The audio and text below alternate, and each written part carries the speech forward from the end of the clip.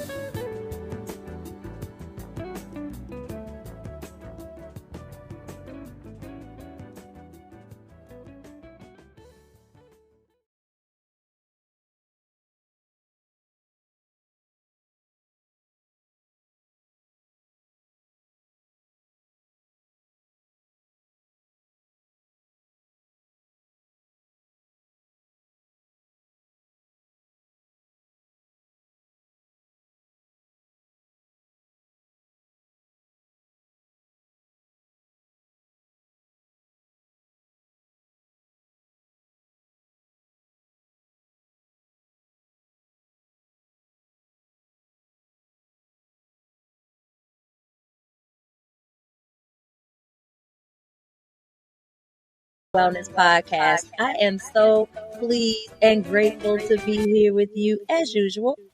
I hope that this new year is being good to you. Now, I know that there's so much craziness going on. The holidays have come and gone at this point, and we are really just ready to hop into new wellness goals, new, money goals. Like all of those things are all brand new, right? And we are all trying to get all of that stuff together, trying to get our 8 dimensions of wellness together. And so it is a distinct pleasure today that I have a guest who is going to talk to us about a topic that I feel like is very, very important and is often overlooked. And we're going to discuss eating disorders. But before we get into that, you all know how I do around here. I always begin every single episode with a 30 seconds of gratitude. And with that, I would like to let my guest go first. Lizzy? Well, first of all, I want to say a big thank you for allowing me to be here. So I'm very grateful to be here. I'm very grateful for my body for allowing me to be here, for my voice to be able to speak to you, for my hands to be able to use the internet to be able to log on, and just the amazing capabilities of our bodies, because I feel like this is a time of year where we can get very critical of our bodies. So I'm very grateful for it in terms of what it does for me. And also in terms of being able to physically be able to move my body. So I live here in beautiful Southern California, and I'm very grateful for the fact that I'm able to move my body outside at this time of year, because I'm from England. So if I were back in my home country, I would not be able to necessarily get outside all the time and move my beautiful body. But being in lovely Southern California, I can do that. So I am also grateful for that ability too. Amazing. Thank you so much for that. I am also grateful for being able to move my body. Back in September of 2022, I had a back surgery, and it was a pretty serious back surgery. And so I am so grateful to be so much healthier, feeling so much better, and my body is moving, and it did what it was supposed to do because I took care of it. I'm grateful for awareness awareness of my surroundings, awareness of my own mindfulness, and the things that I need to do in order to be the best version of myself for everyone in my life. And I'm also grateful for all of those in my life, because without their love and support, I could not do any of the things that I have dreamed. And some of my dreams are pretty big. So I am so grateful for you, just so you know. And we know that was more than 30 seconds, but whatever. There's a lot to You be know, grateful for. exactly. When you are living in a space of gratitude, you cannot operate in a space of negativity. Those two things cannot coexist in the same space. So choose one. Why not choose gratefulness? All right, Absolutely. family. Now, with that, let's get to it. So, I have had the distinct pleasure of reading my co-host of the day. I've had the distinct pleasure of reading her bio, but you all have not. So, Lizzy, I will give you the opportunity to introduce yourself to the audience. Let them know who you are. Thank you. So I am Lizzy Cangro. I am an expert nutritionist, wellness coach, and author. And I give busy, high achieving women the tools that they need to empower themselves, to ditch the diets, silence their inner mean girl, and confidently step into the body that they love, even if they've been at war with it for years, decades, and just, make peace with themselves. I love that line that you said, the inner mean girl, because I think we all have one. Mm-hmm. Pick on Yeah. ourselves all the time. We are always picking on ourselves. And so I love that. I think that that's so key, because I think that we are harder on ourselves than anybody else could ever be, because we imagine these fictitious things that are wrong with us that other people are like, nobody's even thinking about you like that. So I love that. Absolutely. Yeah, we're our own worst enemy, and we would never talk to ourselves in the way that we would talk to our friends, family. It's quite shocking when you start to think about it. It And some really of us have a mean girl that is slightly louder than we would wish. my inner mean girl can be quite loud. So, I know you said that you are originally from England. Can you tell us a little bit about where you are from originally? Yeah, so I'm originally from a county called Surrey, which is an hour southwest of London. And I grew up there.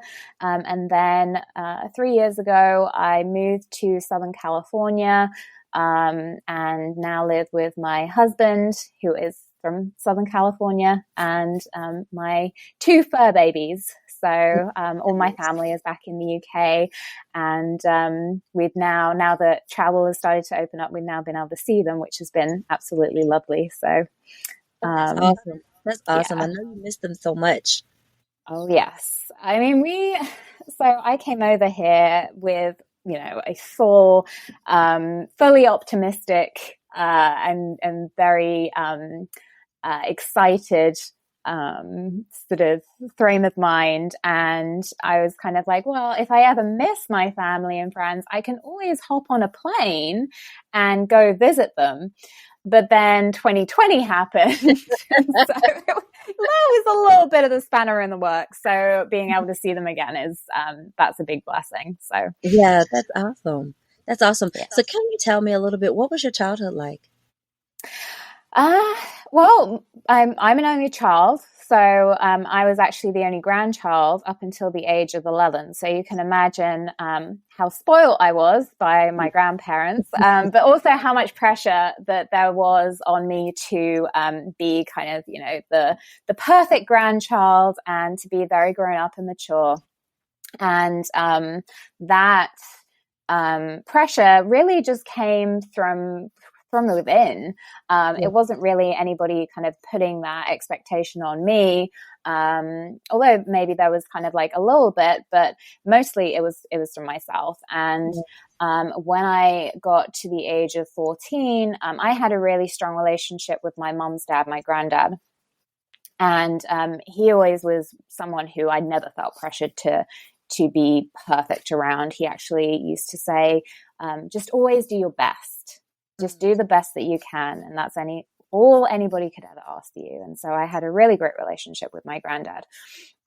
He suffers from Parkinson's. So I saw him growing up, struggle with his movement. And then he developed lung cancer as a result of working with asbestos. And he was going through chemotherapy. And so I decided to bake him this lemon drizzle cake to make him feel better. Lemon drizzle cake was his favorite. And I baked him this cake. He absolutely devoured it within probably about 2 sittings. And a couple of days later, I was actually with my other grandparents, sort of in the north of England. I'm from the south. So I was the other side of the country, and my dad walks in the door. And at that point, I knew that something was very wrong because he was not supposed to be there. And he said, well, I'm sorry, but Granddad died this morning of a heart attack. And I talk a little bit more about this in my book, because this was really the moment where I started not trusting myself with my food, because in my naivety, I thought that I had killed my granddad with this cake. Yes. And looking back, that was so incorrect, but it also felt so real. And at the time at school, we were learning about how to eat healthily. And so I had a very limited knowledge of food and nutrition, but I immediately associated as cake equals bad, cake equals kill you. So I was like, I am never going to eat cake again. I'm going to research. It wasn't social media at the time, but I'm going to research in all the magazines, look up how to be healthy so that that never happens to me or my family again. And you can see where this kind of started to descend into a full-blown eating disorder that actually lasted 10 years. So from the age of 14 to about 24, I had anorexia nervosa. This is where kind of my relationship with my family actually changed. And I don't really talk about this much, but since you asked about my childhood, my relationship with my parents got very, very tense. Very, it was like I was at war with the people who loved me the most and wanted to look after me, because for about a year, everybody just kind of buried their head in the sand. I was completely unaware that I had an eating disorder, but my parents were starting to get more and more concerned. And eventually they took me to my doctor, and he said, go straight to the emergency department because your blood pressure is super low, your pulse is 30 beats per minute, and I can't take any blood from you. You are at risk of dying. Oh, and so at that moment, we all were very aware of my risk as dying. Ironically, from the same thing that my granddad died of, that started everything. But at that point, it was like, okay, we all need to do something about it. But unfortunately, as we may kind of discuss in greater detail, eating disorder is very complex. And so whilst I initially kind of got shocked into this place of I need to get better, I didn't really want to get better, but my parents wanted me to get better.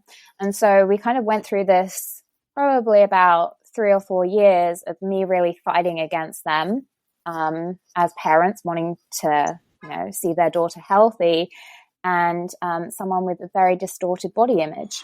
Right. And so during this time, I felt like they were the greatest enemy in the world, and that they hated me, and that they were doing this to, thwart my plans with life and, all of that kind of stuff.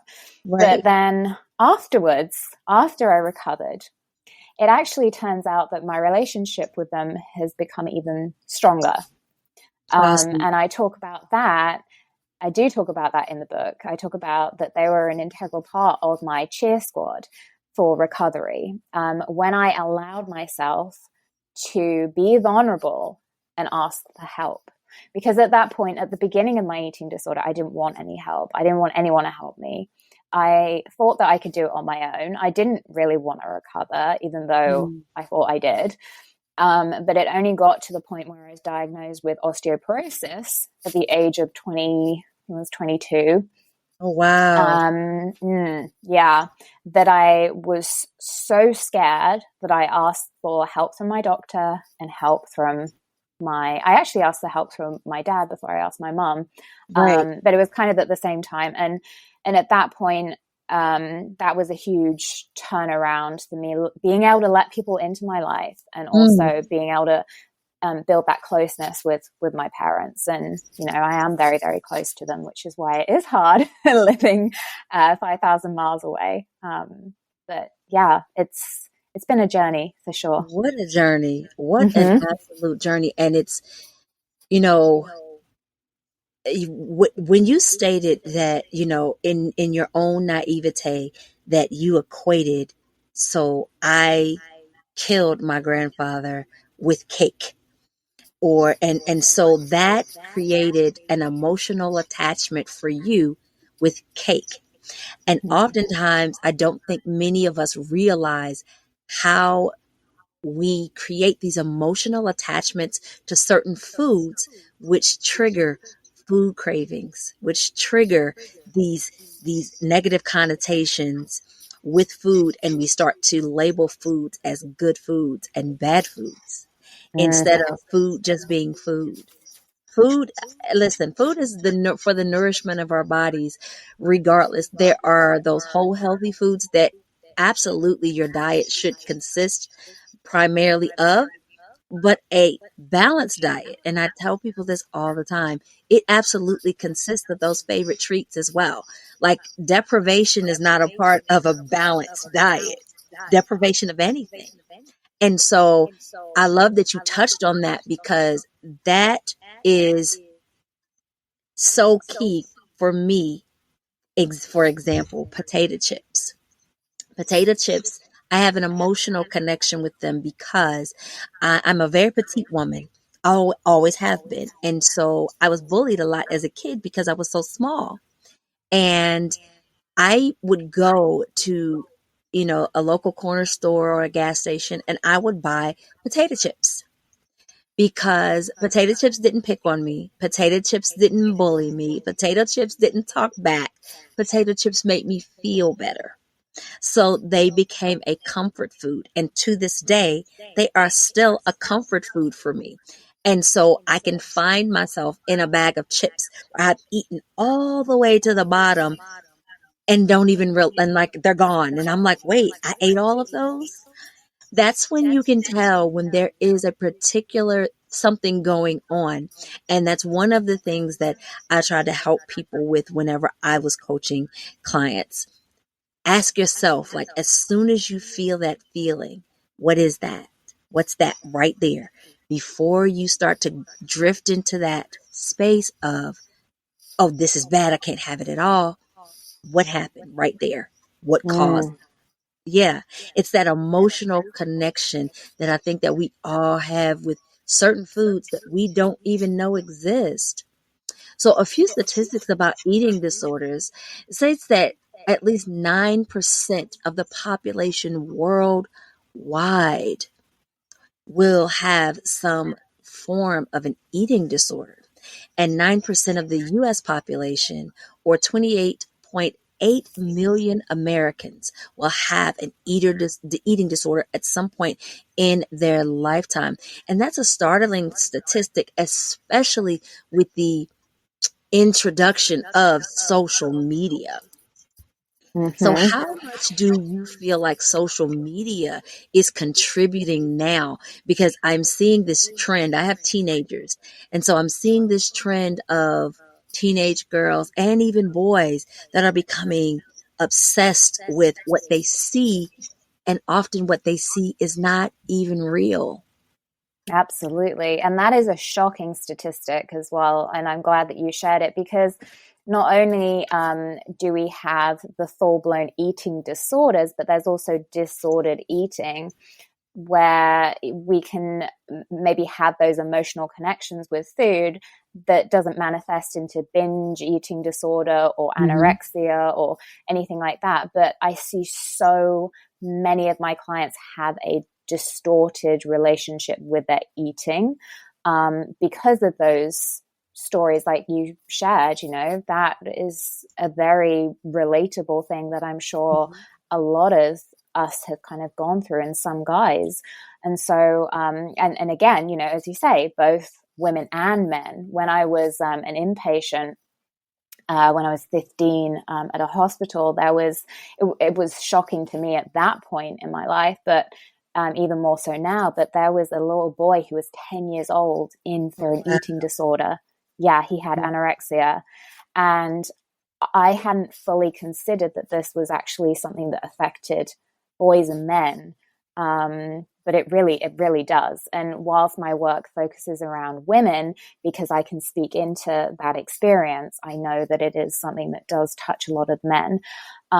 So to kind of answer your question in terms of sort of how social media is playing out in increasing this almost dissatisfaction with our bodies, I think it really is huge, because we can so easily get into comparison from social media.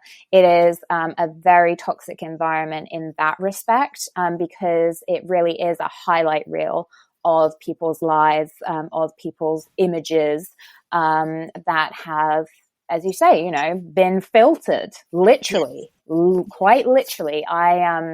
I did a post, I think it was about a year ago, where I took a picture of myself, and then in 3 minutes, I completely changed my appearance just through using filters.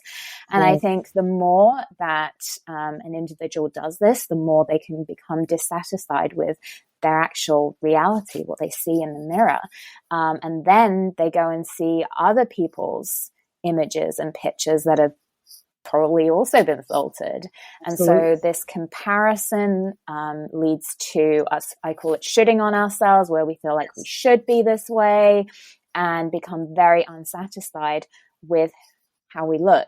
And I absolutely love how you start each podcast episode with gratitude, because I feel like that is a huge antidote to that comparison that social media is putting us in, because comparison kind of takes us from a place of, I am really content with how I am, how my life is, what I look like, to, oh, I don't have that. Somebody else has something that I don't want. And gratitude brings us back into, oh, I'm so grateful for what I have, for how I look, for how my body works. Yes. But social media definitely has that relationship with us every single day, potentially, where we could turn on our phones and get into comparison and get into that place of being dissatisfied with how we look. I agree so wholeheartedly with that. And I want to share a little story with you as well as my audience. This is something that I have never shared with any other person other than the person who sleeps beside me every night and has for almost the past 20 years.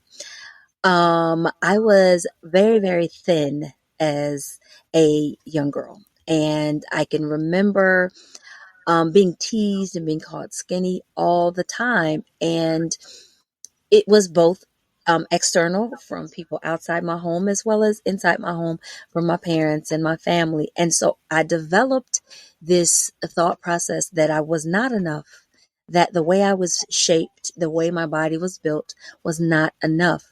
And so I became almost obsessed with the way that I looked, to the point to where I completely did not see me. When I looked in the mirror, I saw someone completely different. And it took the man that I sleep beside every single night to help me heal that part of me and wake up. And especially after I began to have children. And when you have kids, if you got kids out there, you all know what I'm about to refer to are tiger stripes. And so many of us, we are ashamed of those tiger stripes and we want to hide them. And I know that for me, the older I got and the more children I had, the more uncomfortable I became in my body, because again, everything is filtered nowadays. And us as women oftentimes have these unrealistic expectations, not only from society, but from ourselves, that we are supposed to be forever young. And my husband he would just take pictures of me when I wasn't paying attention. I would be asleep. I would be playing with our kids. I would be doing just regular stuff, cooking a meal, watching television, reading a book. He would catch me in the most candid moments and he would show those pictures back to me. And he would say to me, does that look like a woman that is not beautiful? You're the most beautiful when I'm watching you. Just be you. You're taking care of our kids. You're cooking for our family. You are absolutely beautiful. And it took a lot of inner work for me to untwist those ugly lies that have been painted in my head that I believe to be truths, and then add social media, and it really created the absolute perfect storm. And that leads me to my next question. Did you battle with anxiety and depression at any point on your journey? Because I know that that's something that's very common when you are battling with your own body, the skin that you're in. Absolutely. And I'm just smiling so much after you telling that story, because I actually had a similar experience where I was going through a very loud inner mean girl period when I moved to Southern California, and I was comparing myself, not just on social media, but in real life. I have very fair skin and I thought I should be toned and tanned just like a Californian. And I was getting very, very mean about how I looked. And my boyfriend, now husband, took a photo of me. And whilst I was working out, and he was just like, stop being mean to my girlfriend. And that made me kind of like, it's so like, I'm sure you can relate to this. It's kind of like a little bit of the slap around the face. And you're kind of like, oh, maybe I do have a distorted outlook about myself. Okay. And that does kind of cause you to kind of think differently. Yes. So yeah, I love that story that you just shared. I was smiling so much. And to answer your question, yes, I had a lot of anxiety. First of all, in terms of health anxiety, actually, when I shared that I got diagnosed with osteoporosis when I was around 22.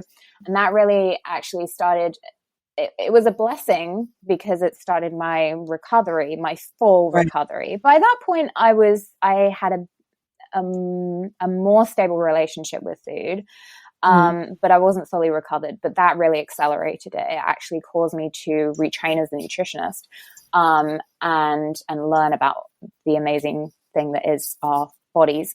But it also caused me a lot of health anxiety, and it kind of made me very cautious with how I moved my body. So I was still kind of in a little bit of the trauma from when I was a teenager, and I used to run a lot. I loved cross-country running, and because I was at such a huge risk of dying of a heart attack when this doctor kind of looked at me, I wasn't able to run anymore. It was literally like, you're not doing that anymore because you could die. Yes. And that kind of caused me to go, oh my goodness, I can't do any exercise whatsoever. So even, 10 years after that incident, I was still very cautious about my exercise.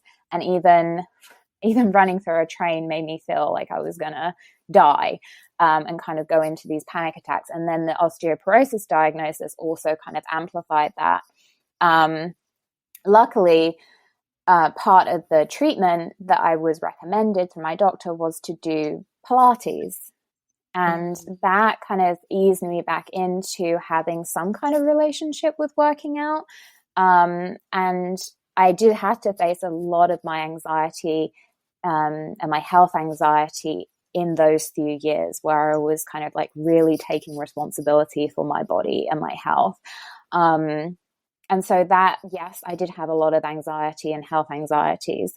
And then I also had anxieties in terms of actually sharing my story. So when I had recovered, I was like, again, it was a blessing because I was just like, okay, great. Now I'm going to use this information and the tools that I know have worked for me to help other people. However, inner mean girl comes in and goes, you're going to get judged. Who are Yes. you to share your experiences? Who are you to become a nutritionist? You became anorexic. You're not responsible with food. Da, da, da, da, da. So I had a lot of anxiety about what other people would say, what my parents would say about me choosing to do this. So yeah, there was definitely kind of different types of anxiety at different stages. Yeah, Yeah. it's so funny that you say that because there's that mean girl again. She is always in our business. Okay. Just You sit know, down. Just sit down. yes, please. Like nobody wants to hear from you right now, ma'am. Thank you. Again, the anxiety piece, I think, is so overlooked because I was a person that dealt with high functioning anxiety. Mm. So you never know how anxious I really was. But the anxiety levels that I would have from, again, because I'm sitting here thinking that people are looking at me and they can see this and they're thinking that. And, and I remember one day I looked at myself and I said, girl, you ain't that important. Yeah. Well, I mean, it's so interesting because we feel like the world is looking at us when Yes, actually the world is looking at themselves, hoping that yes, the world isn't looking at them. exactly. So yeah, I mean, it's a very real fear, that fear of judgment. But when you kind of, again, reframe that perspective, it's so powerful because it gives yourself permission to just go out and be you. So when you decided, when you decided to tell your mean girl to have a seat and be quiet and go ahead and go to school to become a nutritionist, what was that journey like? Oh, that was the best because I felt so aligned with what I was doing. So Mm, previously, I trained as a teacher, and mhm. that was great. I love helping people, so that was a great aspect of teaching. But when I started training as a nutritionist, I felt so aligned with my purpose, and that was such a great feeling. And also it was very, very empowering for me because I was still learning how to really fuel my body and fuel it from a place of informed, both informed from kind of hard science and scientific studies, but also in terms of just the inner signals that we so often disregard because the diet industry has told us that, because this magazine has told us that, because that influencer is trying to sell us this product. And so it was a very empowering time for me because, first of all, I was living my purpose. And secondly, I was really embodying that self-empowerment that I think a lot of women lose over time. Yeah. And I think more and more women are actually crying out for and saying, I'm ready to reclaim this. And that's the Yes. whole point of why I wrote my book. But I think like that was kind of the point where I was like, I feel really empowered with the tools that I'm learning right now. So what do you think the most important lesson that you have learned thus far? Do you think it came from your education as a nutritionist, or do you think it came from your journey as now a survivor of an eating disorder? Ooh, great question. And I immediately, my mind kind of went to my journey, because yes, it's great to go to school, and yes, it's great to get qualified in something like this where you are helping people with something very specialized. Right. But I think the most powerful thing is our story that I will live and die by is humans connect through story. And I think, even this podcast is testament to that. What we shared in the last 20-30 minutes with our stories, we create these connections through our story. We create a sense of, oh, I'm not alone in this. Oh, Yes. this is possible for me too. And that, again, like, it's a form of empowerment. It's a form of creating authentic connection, which Yes. is complete opposite of social media, right? Yes. So I Yes. think my journey definitely, and everything else has obviously helped, but for sure, just being that survivor. So if you could go back and give your 18-year-old self one piece of advice, what would that be? Oh, wow. Wow. I think I would look at her and just say, trust the process. And she would get so cross at me. I would get cross with me from hearing that, because you hear it all the time. And I'm not a patient person. Trust the process. But I think when you're in it, you just want to be out of that situation. And you don't necessarily, you can't see all of the amazing aspects that are happening for you, as opposed to thinking that it's happening to you. So being able to just be in the experience and trust that it's going to be okay, it always has been and it always will be, I think is something that's very comforting in those dark moments. And so I would say, just trust that there will be up and downs, but you're going to get there. Promise. Yeah. That is so cliche. And it's so funny because when I try saying that to my teenagers and my early 20 kids, they give me the look. I wish you could see. They're looking at me like, yeah, okay, Mom, I'm not really trying to hear this right now. I know. But it needs to be said still. Absolutely. So what is the best insult that you have ever received? Oh, the best insult that I have ever received. Oh, that's really making me think about it, because I try. No, I don't try. Try as in my word gel. I don't, because our words carry so much power. They do. And so try, I feel like, is a very disempowering word. Correct. And in that same respect, I have done a lot of work to sort of filter out some of those kind of insults and turn them around to something that feels better. But I think actually probably the best insult that I've had recently that I can think about is, she promotes weight loss. And this is why it's a good insult, because it's not true.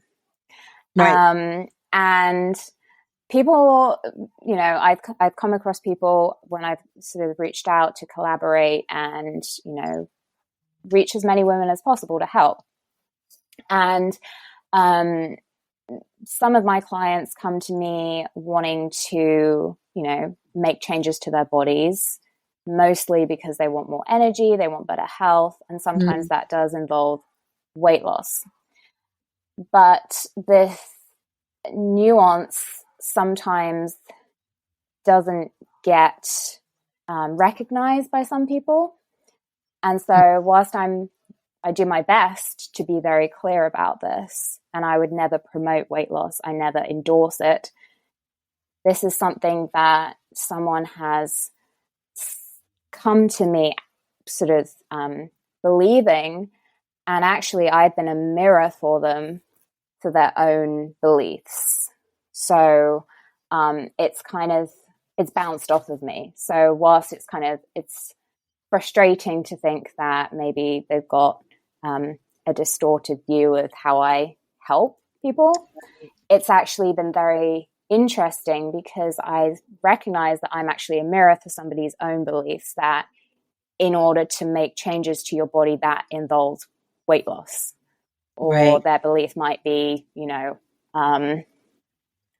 changing your eating means weight loss.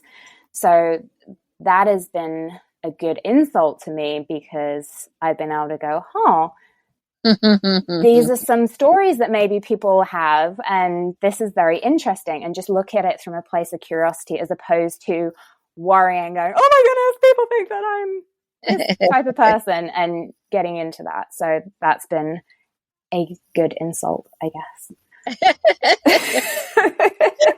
No, I try to come up with questions that are really going to help you to really think and be like, I never kind of thought about that one. That's a great question. Oh, thanks. Funny story that your family would probably tell somebody about you that you'd like to share. Okay. So I'm dyslexic, and I didn't actually realize that I was dyslexic until I was 26 years old. So I remember when I was probably about 11, and we were playing this game at Christmas time, and you had to read, I think it was called Articulate, and you had to read the word off of the card and then describe what that word was without saying what the word was. And I misread the card. And I think I misread the card as Gazette, when actually it was Gazelle. And I was trying to explain what a Gazette was. And I was getting so frustrated. I was like, come on, guys, like, it's a newspaper and you do. And my dad was like, hang on a second, like, what are you trying to describe? And he read the card and it said Gazelle. And I was just like, oh, so mortified. And that's happened several times to me in my life, where my dyslexia has come in, and it's been amusing for everybody involved. But it was really interesting because nobody knew that I was dyslexic. So I was just like, you silly person. Wow. So you have talked about your book. You've touched on it a lot throughout this episode. Can you please tell us what is the title of the book and give us a little more insight on what the book is about? Thank you. So it's called Reclaim the Rebel, 12 Rebellious Acts to Achieve Unconditional Love for Your Body. And it's really,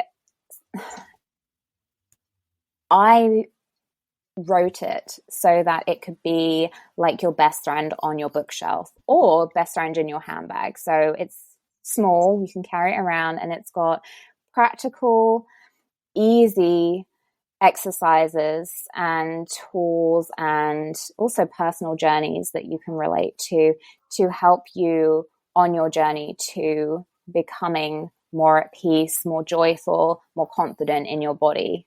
So it's all a step-by-step compilation of the things that I have used and that my clients have used on their journey to feeling good, to, having that inner confidence to ditch those diets, to stop calorie counting, to stop comparing yourselves to other women, to prioritize your health and wellness, to rewrite your story that the mean girl is telling you.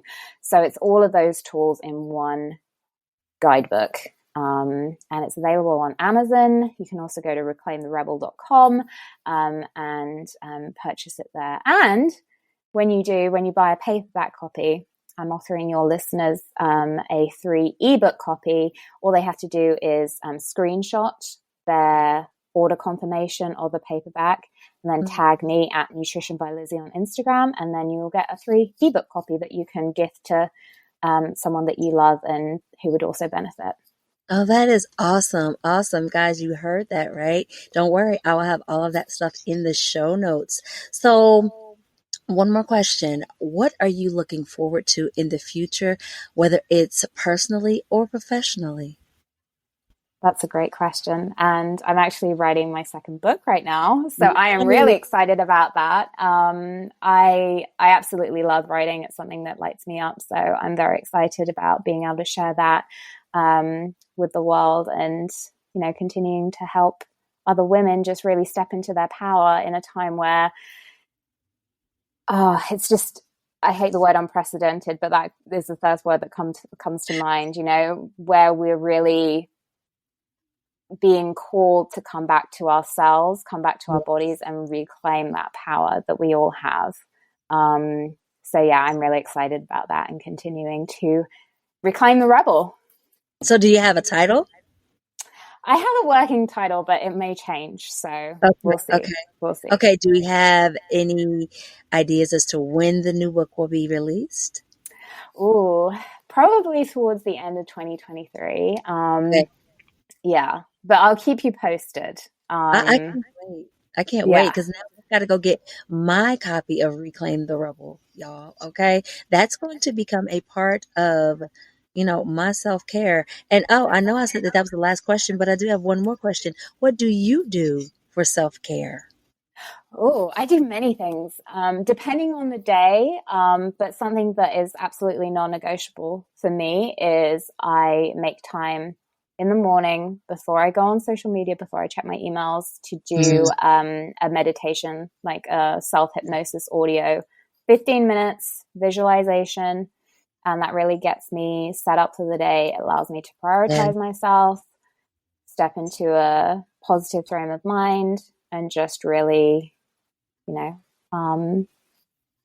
feel good in my body. So that's what I do as a non-negotiable. Awesome. Listen, guys, this was an absolutely amazing episode. Lizzy, thank you so much for joining us. Of course. Thank you so much for having me. You are so welcome. And family, that is it for this episode of the Melanin Wellness Podcast. Thank you so much for joining me for a drink.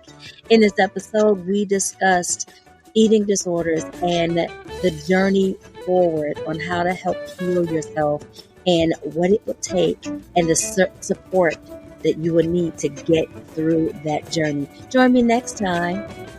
Please don't forget to subscribe to the podcast, leave a rating and a review, and recommend the podcast to friends and family that could benefit. I thank you so much. All the details and links from this episode can be found in the show notes. Thanks everyone for this episode.